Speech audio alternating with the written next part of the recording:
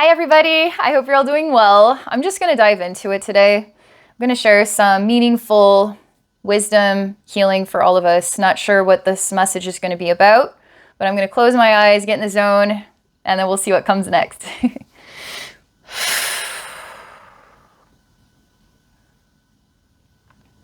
All right, so it begins like this. I'm making this firm and solid decision. So in life, we have to make firm, solid decisions. Are you making those decisions in your life? So my firm, solid decision is I am choosing right now to connect with the universe and share meaningful wisdom and healing with all of you. To post this video on YouTube, and then from there, whatever next. So if I kind of want to make this video, but I kind of want to do this, and then I kind of want to do that, and this other thing, and it all starts to mix together, I'm not getting solid in the moment that I exist in, right?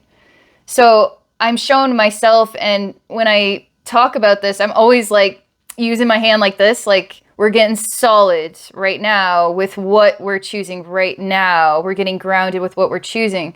And then we focus on that energy, because we can't be here, here, here, here, here, 5 different places, and then still work through this one place. We're not giving it 100%, right? We're just kind of distracted and wishy-washy in the place where we stand. So already, this message is reflecting root chakra and being grounded and collected, knowing what we want to do with our time, being focused on the time that we're choosing to be present with right now, where we're not focused on a bunch of other things and this one thing. It's just this one thing right now. So for instance, you're watching this video, then you need to focus on this video. Now focus on this video plus, because how are you going to get the most out of this moment if you're everywhere simultaneously? So mind's a pretty interesting thing, because we are in the body and we're living in this reality, but if we move our mind into places of thought, we exist in places of thought. And so when we move our mind into our body and we become present with this moment, this is the most materialistically, physically, it's like the most present that we could be. Because what are we exactly? Like, I'm moving these hands, which I can feel with my hands, but I'm also this mind, right? And this mind is full of thoughts, while simultaneously my heart beats and my voice is speaking, and I'm collecting all these thoughts in order to display this information, right? And so in a way, my mind has to move places in order to animate my body, in order to express all this information through, like, the doorway of my body, the doorway of my soul into all of you, through this cell phone, right? Through YouTube, through to you.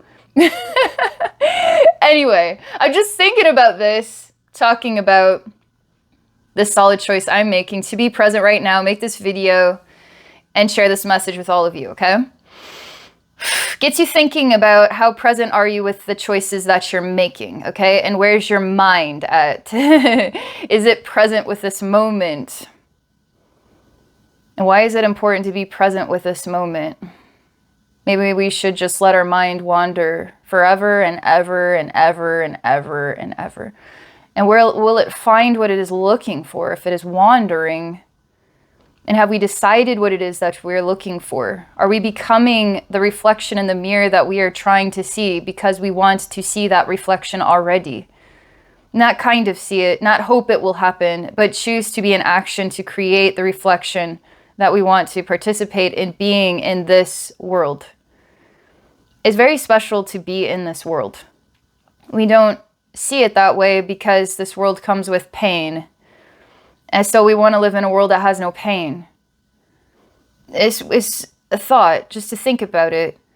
But every human being born on this planet, a mother had to go through unbearable pain, but then had to bear it in order to bring you into this world.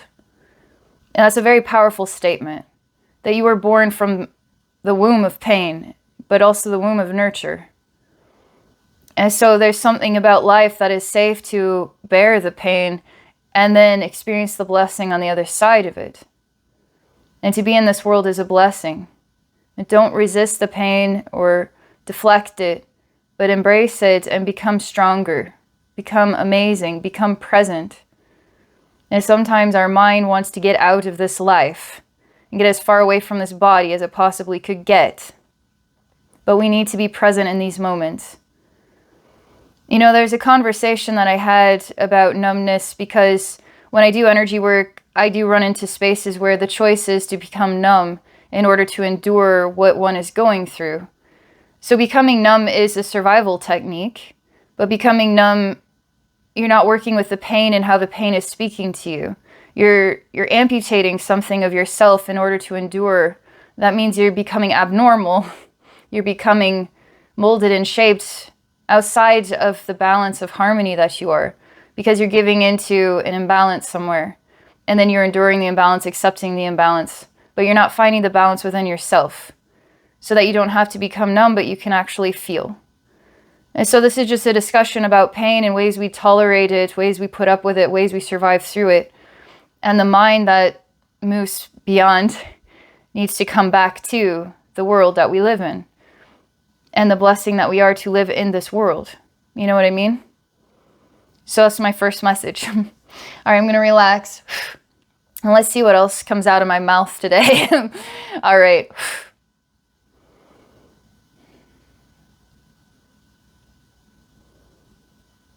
It has to do with the heart. In this picture, I see a pond, but the pond is not something I'm looking down into. It's actually something that's almost like a mirror in a way, but it has these ripples in it, and it represents a pond, vertical pond. And it's not like water. It seems to be denser than that. Like if I put my hand in it, it's thick, and it's almost like the ripples are stuck. So I can see the rings are in place, and then time is just not moving, because the ripples show us that time moves. But these ripples are stuck in place. And then that helps this pond, which is like a reflection or a mirror, it helps it remain stable. So then there's no movement, then it's stuck in place. The pond is. Since when is water ever stuck, you know?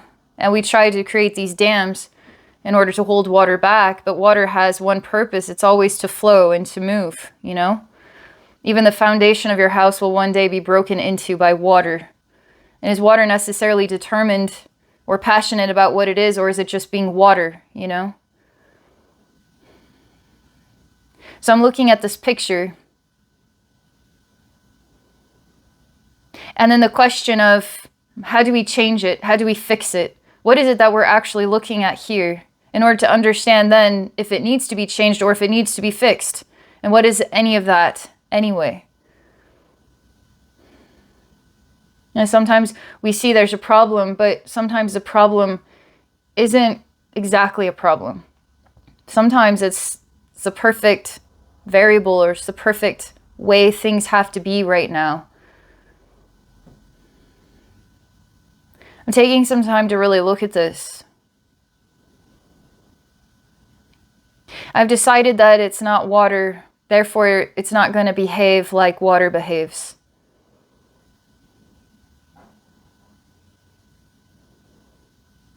I also ask myself, why am I still looking at this image?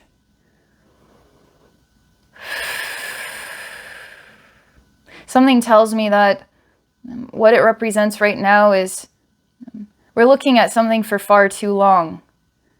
And we keep trying to make sense of something for far too long.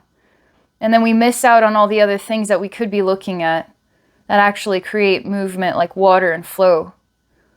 And so if we look at the same picture again and again and again and again and again and again and again and again, kind of sounds like the mind, doesn't it?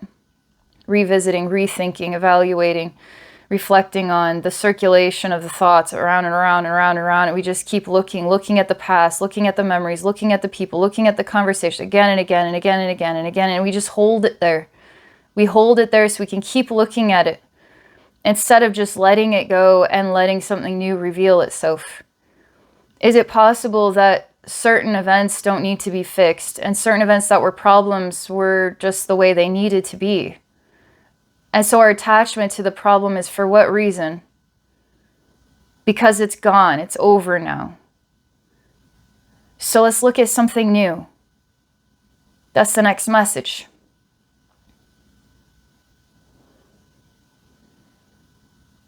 It's hard to let this go.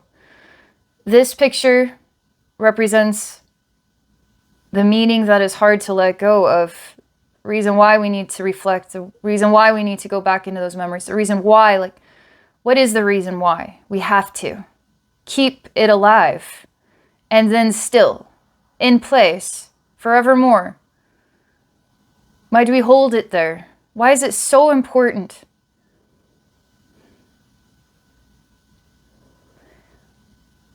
There's an opportunity to learn something new, okay?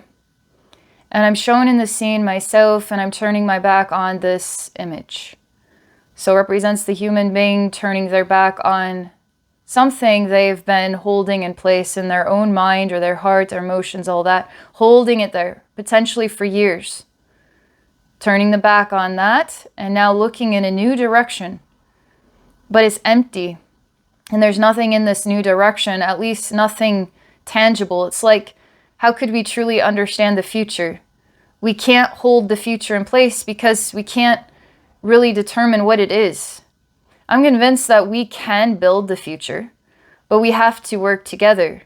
And we have to work together as a team and decide collectively, equally, what it is we want the future to look like, and then actually invest with goals and time and the number of people needed and everything in a smart and organized, intelligent group event where we say in the next 100 years, we want this to be the future for our grandkids, great-grandkids, etc.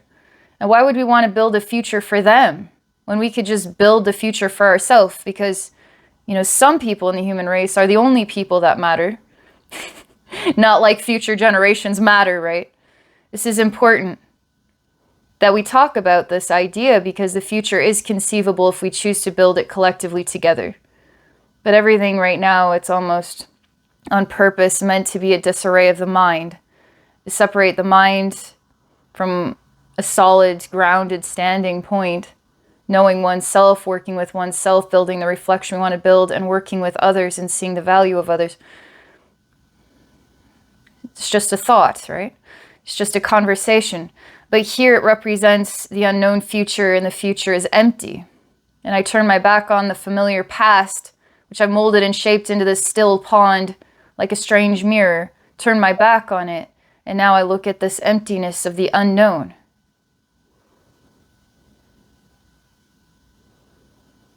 But I hear whispering in the unknown, do you know who you are?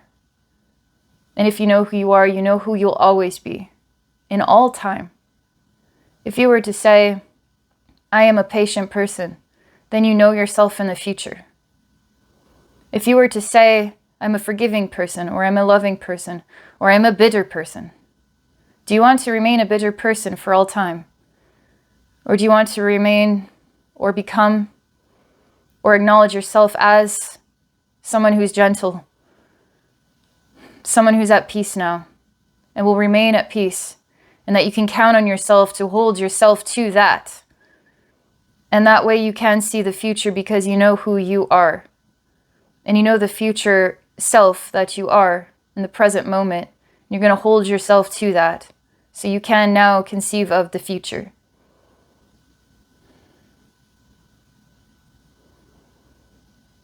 This is important because they're showing me a circulation of what is a solid past now is becoming a solid future. And what does that future mean?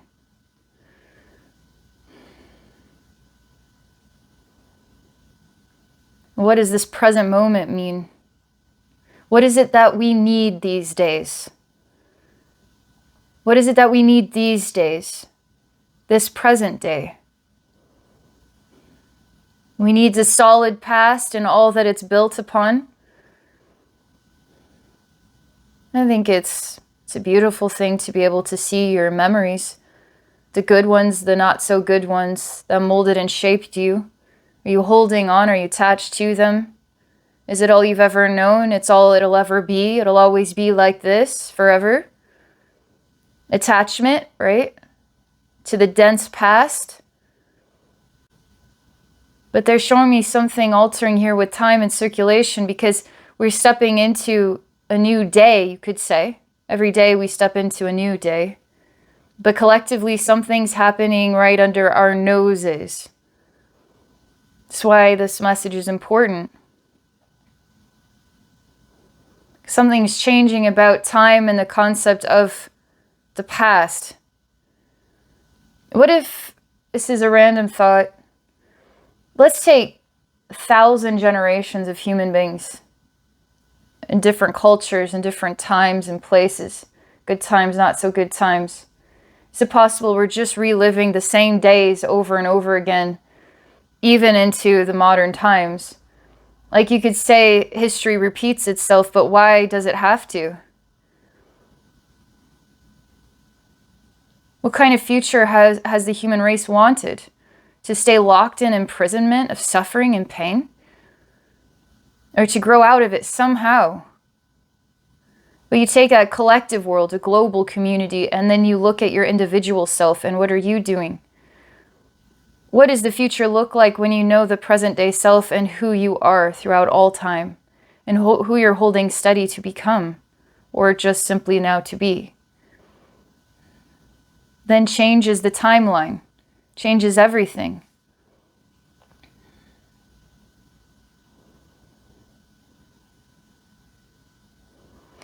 There's this reflection about thinking too much.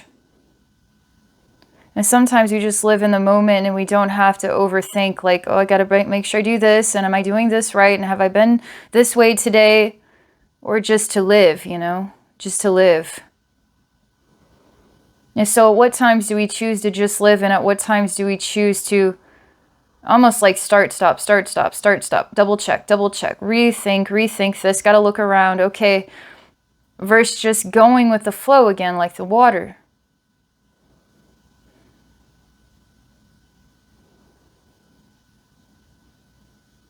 But they're talking to me about the human race as a collective race going with the flow like water. And in this message, no matter how you want to define that, even in today's times, that you could define today's times as flowing like water, however it flows. Now, maybe we're holding on to the past and creating a density with it. There's a lot of different ways you can look at things. But they're showing me to know that you're in the right place at the right time today. And knowing who you are today helps you to know what the future looks like for you. Because you will know yourself in all times the way that you define yourself today. And you can flow like water with that. But it's something a little bit more and a little bit cooler. Kind of like a hopeful statement that there really is some evolutionary process from ego to heart. It's a human race starts to open our eyes in a new way and flow like water in a new way. I'm going to tell you something. So I've been working hard on my website, which I was focusing on this metaphysical library, which turned into my homepage. And I realized it's time to just refresh the whole structure, all the basics of the whole structure, and then build upon that a strong, sturdy foundation. I started my website, this fresh website, way back in like October, November of 2019, just before the pandemic, you know.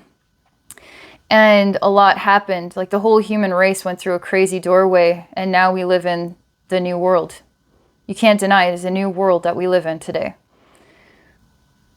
And I have not been able to come full circle. Even when I built my website at that time, I had bigger ideas. I just needed to start with something. And I was looking forward to a time when I could really make it how I wanted to in my mind. And it's taken 4 years just to finally be able to sit down and revisit it. And bam, I got this brand new homepage now. But in revisiting it, I'm revisiting the past and all these things I've done over the years. And one of them was painting. So I really like art, and I just like painting. And one of these first paintings I ever did, I called it a geometric angel. And I have a video on it where I channel this angel, which is orange and kind of geometrical shaped. And I listened to this message that I made, I don't know, maybe it was 2017 when I made it. And it was about light. And this angel and I were having a conversation about light. And light as a containable thing, you could say. Like if I had this flashlight, it's turned on, and then I put it in a shoebox. You could say that the light does not shine through the shoebox. It's contained, right? The light could be contained. And if light's contained, then what's outside of that light that is contained? But he was saying that human being perceives reality in this way, that light could be contained, but light is not a containable thing. Light is in the very shoebox that then contains your idea of the light from a flashlight, for instance. And this message was spoken with different words, but it's the same idea. And that light at this next level, it's free always, and nothing can contain it. You can contain your own light if you choose. You don't need to contain your own light. The world might, in all of its fears and insecurities, may appreciate you containing your own light, because your light asks people to open up to their own light, to open up to their own virtues. And sometimes we got to be tough in how we stand with our light. And sometimes we got to be gentler. It just depends, right? But light is not a containable thing, because the thing that would contain the light is also made out of light, and light is forever. It was a really good message, a really good reminder. And I feel that this final message that I want to share for this video, it's referencing the importance of knowing that it is safe to be where you are in the present moment, no matter what the world looks like, and do not contain your own light. And know who you are now, so that you know what your future looks like, because you know who you are now. Now, sometimes we say, well, I want to know what the structure of society is going to look like in 20 years. Those are the nice things to know, right?